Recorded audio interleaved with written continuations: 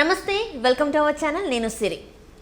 బాబు గెలుపు కోసం మోదీతోని కాంగ్రెస్ బడా నేత చేతులు కలుపుతున్నారా అంటే అవునన్నట్టే అనిపిస్తుంది. అయితే ఈ అంశాన్ని చర్చించడానికి మనతో పాటు ఉన్నారు ప్రముఖ సీనియర్ జర్నలిస్ట్ దుర్గా కుమార్ గారు. నమస్కారం సార్. నమస్కారం సిరి, మన వీక్షకులకు కూడా నమస్కారం. సార్, ఏపీలో బాబుకి సపోర్ట్ చేయడానికి మోదీతో పాటు ఒక కాంగ్రెస్ నేత అంటే బడా నేత కూడా చేతులు కలిపినట్టు కనిపిస్తుంది. సో ఇందులో వాస్తవం ఉందంటారా సార్? అంటే రాజకీయాల్లో ఎప్పుడు ఎలాంటి మార్పులు జరుగుతాయో ఎవరు ఊహించలేరమ్మా. దానికి ఉదాహరణ మొన్న మనం తెలంగాణలో చూసిన ఎన్నికల్లో సడన్గా మార్పు. అంటే అప్పుడు రాక తీవ్రమైన ఎండలేసి ఒక్కసారి తుఫాన్ వస్తే ఎట్లా ఉంటుందో అట్లా వచ్చింది. ఇప్పుడు ఆంధ్రప్రదేశ్లో కూడా జరగబోతుంది అదే. ఇవాళ వరకు జగన్మోహన్ రెడ్డి గారు మోడీ గారికి దత్తపుత్రుడు అని ఒక పేరుంది. జగన్మోహన్ రెడ్డి గారు ఏది అడిగితే మోడీ గారు అది చేశాడు అనే అపప్రద కూడా ఉంది, ప్రజల్లో వ్యతిరేకత కూడా ఉంది. అందువల్ల బీజేపీ ఆంధ్రప్రదేశ్లో బలపడలేకపోయింది. అది ఎవరు చెప్పారు? ఆర్థిక శాఖ మంత్రి నిర్మలా సీతారామన్ గారు స్వయంగా చెప్పారు. ఇందుకు ఉదాహరణలు కూడా ఏంటంటే ఆయనకి ఎఫ్ఆర్బిఎం నిబంధనలకు వ్యతిరేకంగా ఆర్థికంగా అనేక వెసులుబాట్లు కల్పించారు. ఎంత అప్పులు చేసినా ఎన్ని చేసినా కూడా అలాంటి ఆర్థిక క్రమశిక్షణని ఉల్లంఘించినా కూడా సహించారు. సామాన్యంగా ఆర్థిక నిబంధనలను కనుక అతిక్రమిస్తే ఖచ్చితంగా రిజర్వ్ బ్యాంక్ ద్వారా ఆర్థిక శాఖ ద్వారా ప్రభుత్వాలని కట్టడి చేస్తారు. కానీ ఇక్కడ అట్లా కట్టడి చేయలే. తర్వాత ఆయన ఈ అమరావతి రాజధాని మార్పుల గురించి అదొక తొగలక నిర్ణయం అని తెలిసి కూడా ఇది జరిగే మాట కాదు, వీళ్ళు అమలు చేయలేరు, చేసినా ప్రజలకు ఇబ్బంది అవుతుంది. అట్లాంటప్పుడు పెద్దన్నగా కేంద్రం, అందులోనూ ఆయన స్వయంగా శంకుస్థాపన చేసిన రాజధాని అది. అప్పటికే చాలా ఖర్చు పెట్టారు. పెట్టినప్పుడు వాళ్ళు చెప్పొచ్చు కేంద్రం, మీరు తర్వాత ఏదైనా మీరు రాజధానిని మార్చుకోండి, లేకపోతే క్యాంప్ ఆఫీసులు, సీఎం క్యాంప్ ఆఫీసులు స్టేట్ అంతా పెట్టుకోవచ్చు. ఎక్కడ సీఎం ఉంటే అది ఆ క్యాంప్ ఆఫీస్గా పెట్టుకుని కూడా చేయొచ్చు. మన ఈ మధ్య అట్లా క్యాంప్ ఆఫీస్ వైజాగ్ తరలిస్తామని కూడా ప్రయత్నించి కానీ చేయలే కొన్ని కోర్టు నిబంధనలు. రిషికొండ అక్కడ కొండపైన క్యాంప్ ఆఫీస్ చేస్తామని చెప్పేసి జగన్మోహన్ రెడ్డి గారు అక్కడ 500 కోట్లు పెట్టి ఏదో బిల్డింగ్ కూడా కట్టారు, కానీ మారలేదమ్మా. కొన్ని కోర్టు ఆదేశాల మేరకి జరగల. అట్లా ఇన్ని రకాలుగా కేంద్రం బీజేపీ వైఎస్ఆర్సీపీకి మద్దతు ఇచ్చినట్టు కనపడింది కదా. ఇప్పుడు ఏమనుకున్నారంటే ఈ ఎలక్షన్లో కూడా జగన్మోహన్ రెడ్డి గారిని మళ్ళీ బీజేపీ గట్టెక్కిస్తుంది, తన కేంద్రంలో అధికారంలో ఉంది కాబట్టి ఎన్నికల నిర్వహణ విషయంలో కొంచెం చూసి చూడనట్టుగా వ్యవహరిస్తే, వెసులుబాటు ఇస్తే దాన్ని ఎలా ఉపయోగించుకోవాలో జగన్మోహన్ రెడ్డి గారికి తెలుసు, దాన్ని తన విజయానికి. కానీ ఇప్పుడు ఉన్న లేటెస్ట్ పరిస్థితి ప్రకారం ఆయన పార్టీలోనే అంతర్గత తిరుగుబాటు వచ్చింది. అసలు శాసనసభ్యుల్లో చాలామంది వాళ్ళు పోటీ చేయడానికి కూడా విముఖత చూపిస్తున్నారు. ఎందుకంటే ప్రజల్లో ఉన్న వ్యతిరేకత. కేంద్ర నిఘా విభాగాలు కూడా కేంద్రానికి ఇచ్చిన రిపోర్టులో, నివేదికలో వైఎస్ఆర్సీపీ వైఎస్ఆర్ గెలవదో, ఆంధ్రప్రదేశ్లో టీడీపీ గెలిచే అవకాశం ఉంది జనసేనతో పొత్తులో అని. ఇది ఎప్పుడైతే వాళ్ళకి వచ్చిందో, ఇవాళ ముద్దు చేసినంతగా జగన్మోహన్ రెడ్డిని వాళ్ళు ముద్దు చేయట్లా. స్వయంగా అమిత్ షా గారు చంద్రబాబు నాయుడు గారిని ఫోన్ చేసి అర్జెంటుగా మీరు ఢిల్లీ రండి, ఇగో ఈ విషయం మీద చర్చించాలి అని పిలవటం అనేది వాళ్ళ ప్రవర్తనలోనూ వాళ్ళ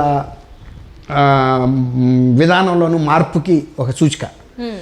ఇక ఎంతకాలం ఈయన మొయ్యరు జగన్మోహన్ రెడ్డి గారిని. అంటే ఎప్పుడు కూడా రాజకీయాలు ఏ రాజకీయ పార్టీ అయినా తన లబ్ధి ఎంతవరకు జరుగుతుందని చూసుకుంటుంది.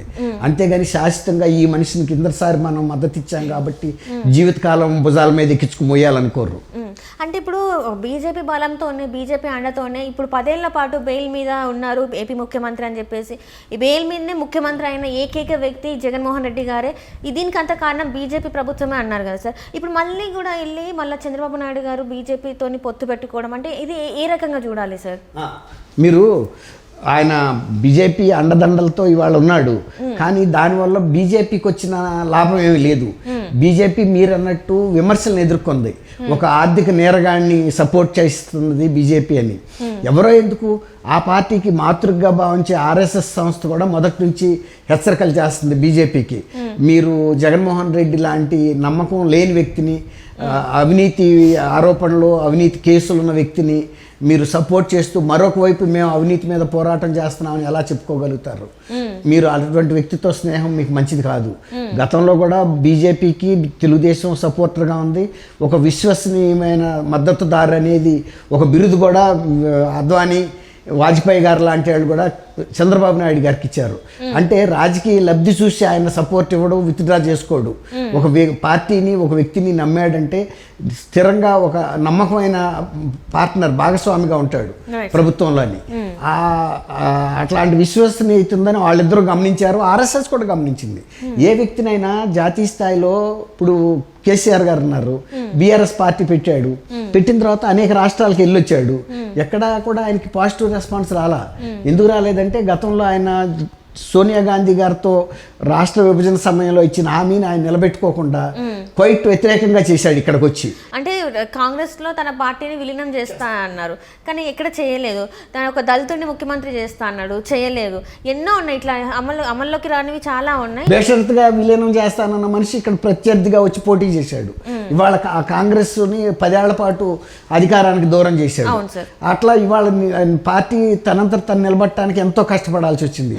అందువల్ల ఇప్పుడు ఇందాక మీరు అడిగారు చూసారా, మోడీ గారికి ఏంటంటే ఇతను గెలవడం, ఇతన్ని మనం ఎన్నాళ్ళు ఇట్లాంటి. తర్వాత వివేకానంద రెడ్డి కేసు ఒక న్యూసెన్స్ కేసు, అంటే బీజేపీకి సంబంధించినంత వరకు బీజేపీకి అందులో వచ్చే ప్రయోజనం లేదు, కానీ ఈయన్ని మద్దతు ఇవ్వక తప్పలా.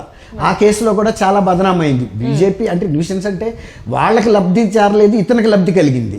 అట్లాగే ఈయన మీద ఉన్న కేసెస్ని పొడిగించడం ద్వారా, వాటిని విచారణకు రానివ్వకుండా చేయటం ద్వారా బీజేపీ చేసిందనే నింద బీజేపీకి వచ్చింది, లబ్ధి జగన్మోహన్ రెడ్డి గారికి వచ్చింది.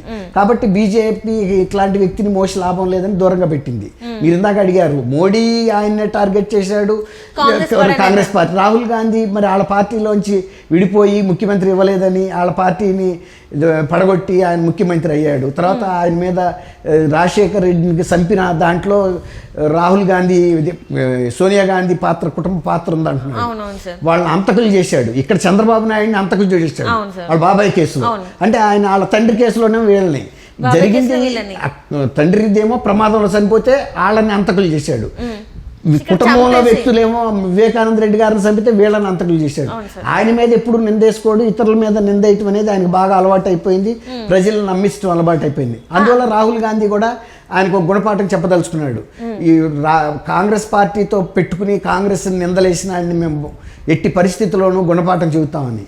అందుకే వాళ్ళ సొంత చెల్లెలతోనే ఇవాళ అక్కడ పిసిసి ప్రెసిడెంట్గా తీసుకొచ్చి పోటీకి పెట్టారు. అది చాలు కదమ్మా. రాహుల్ గాంధీ కూడా మరి ఆయన ఓడించడానికి ప్రయత్నిస్తున్నట్టే కదా. అంటే ఇప్పుడు చేతులు కలకపోయినా కూడా వాళ్ళ గురి మాత్రం ఒకరిపైన ఉంది. ఇప్పుడు 2 సైడ్ల నుంచి గురి ఎటు సైడ్ ఎవరికి ఉంది అంటే జగన్మోహన్ రెడ్డి గారికే ఉంది అని చెప్పేసి మనం రాజకీయ పరిస్థితులు ఎంత త్వరగా మారినాయో. ఒకప్పుడు భుజాల మీద ఎక్కించుకుని మోసిన మోడీ ఇవాళ ఆయన్ని రాజకీయంగా టార్గెట్ చేస్తున్నాడు. ఎందుకంటే ఆయనతో షెయిల్ చేస్తే ఉండ పరపతి కూడా పోద్దని. ఇక ఇప్పటికీ కూడా బీజేపీ ఆంధ్రప్రదేశ్లో తలెత్తుకోలేదు, అంటే బలపడలేదు. కాబట్టి అట్లీస్ట్ తెలుగుదేశంకి ఇప్పుడు ఫేవరబుల్గా ఉంది కాబట్టి ఒక 5-6 సీట్లలో పోటీ చేస్తే ఒక చర్చ అయినా జరుగుతుంది, బీజేపీ ఉనికి ఇక్కడ ఉంది అని. అందువల్ల ఒక మంచి వ్యక్తితో పోటీ చేస్తే 4-5 సీట్లు వస్తాయి. తర్వాత ప్రజల్లో కూడా మనకి ఒక స్థానం దొరుకుతుంది, కొంచెమైనా గుర్తింపు వస్తుంది మీరు అన్నట్టు. అది కాబట్టి ఈ విధంగా ఇద్దరు కూడా రాజకీయంగా వాళ్ళు వ్యతిరేకులైనా ఇక్కడ కామన్గా జగన్ మీదే దృష్టి పెట్టి. Thank you so much sir. Thank you అమ్మ సిరి. మన వీక్షకులకు కూడా నమస్కారం.